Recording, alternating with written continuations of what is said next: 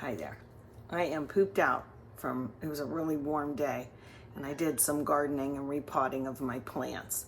So I have to make a fast dinner. I wanted to show you the clarified butter again, real quick. Let me swing you over here and down in the pot. Okay, so all I did was put a stick of butter. I'm gonna make some shrimp scampi in this pot, but on very, very low. And I'll goof it up, but I want to show you. See how this is the clear stuff? That's ghee.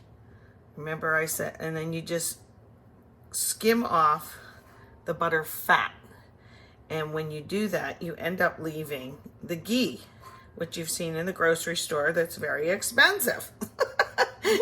If you were at Red Lobster or a place like that, I always say this is what they serve in that little souffle cup, the clear butter. That's what I want for my shrimp scampi.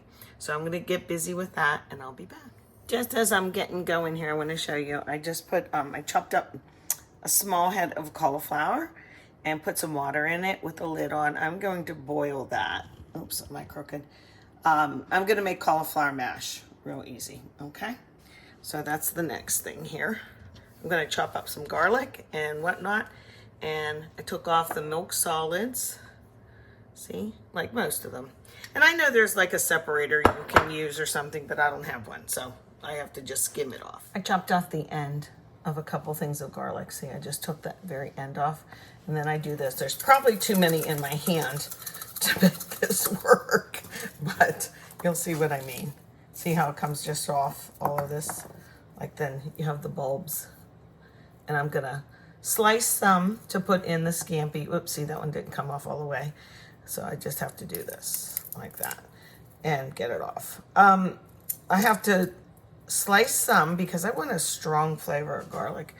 And I'm gonna crush some in this, so half and half. So here are some of the things that I'm doing with the shrimp scampi. I took some clarified butter that we made and I sliced some garlic into it and I put a little of this olive oil in it too, so not quite half and half. Then we also have some other ingredients we'll do in steps, like the white wine, crushed red peppers. You can use broth instead of wine if you want.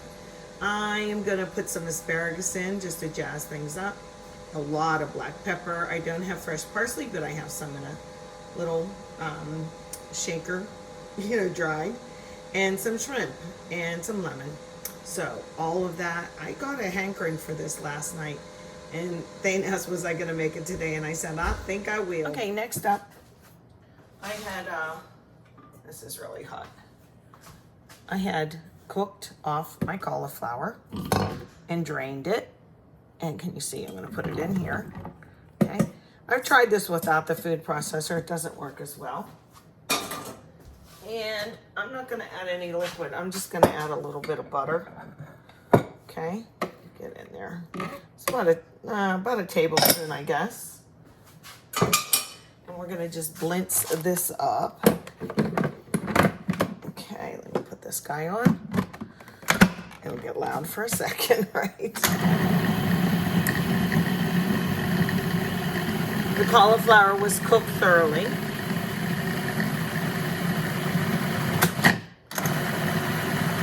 You see some bigger chunks in there still. Okay, that looks okay. Oh, great. Let's see. Okay, about this consistency. See? And we'll have our shrimp scampi with that. I'm gonna add some salt too, come to think of it. Okay, I've added my garlic in there, some sliced and some crushed. Okay, and I'm just gonna get this fragrant. It doesn't even take a minute, okay, to do that. You can smell that already. Okay, and then next, I'll get that. It'll be a minute by the time I talk. After that, I'm gonna put the white wine in. How much? Not a whole lot, but it really does give it a nice back flavor. I'm also gonna add some crushed red pepper, so I can do that part now. Dana and I like it spicy. And that hot pepper won't be like individual taste. It'll marinate itself all into this. Okay, this is up a little bit too high. because you don't want to scorch your garlic or your butter, right? Okay, that looks good. Now at this point, see, it's really sizzling. I'm going to add some white wine. This is going to cook off until it's about half. Yeah, there we go. So I can turn it back up a little bit more. We're also going to put some black pepper. So while the wine cooks off, lots of black pepper. That's to taste though, you know, of course that's to taste. Okay, so I'll get this going. When it reduces it to about half, we will put our shrimp in and a little lemon and a little parsley. There we go. This just took maybe 3 or 4 minutes and it's reduced down to about half. So we're gonna put our shrimp in, okay? And I have it, you know, the shrimp is going to cook in this mixture. Just put that in, and you know shrimp cooks really fast. I'm gonna turn up the heat a little bit now that that's in. They should just be opaque. Okay, they're clean, deveined, tails off. Okay, so let's get that in there. And I'm gonna squeeze some lemon in just a minute. I have to feed my cats now. These are just like 2, maybe 4 minutes at the most. See how they're getting opaque? They're basically poaching in here. Just nice and gentle. Let's get the lemon in. By that time, it'll be ready. Okay, this lemon isn't the freshest, but it's a lemon, and it's real lemon juice, so get that in there. I think I'll do the second half too. Okay. Remember I told you I thought the lemon went in like that? But it doesn't. It goes in like this. Okay. That yields out a lot. I don't have fresh parsley, but if I did, I would use it. But you know what? Spring is springing up, and I will have fresh parsley. So easy to grow on your kitchen window or whatever, right? Hey, how's that look? That looks pretty good.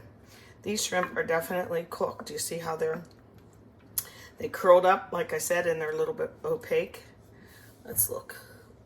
Sorry, my camera work isn't so great, but you get the idea, right?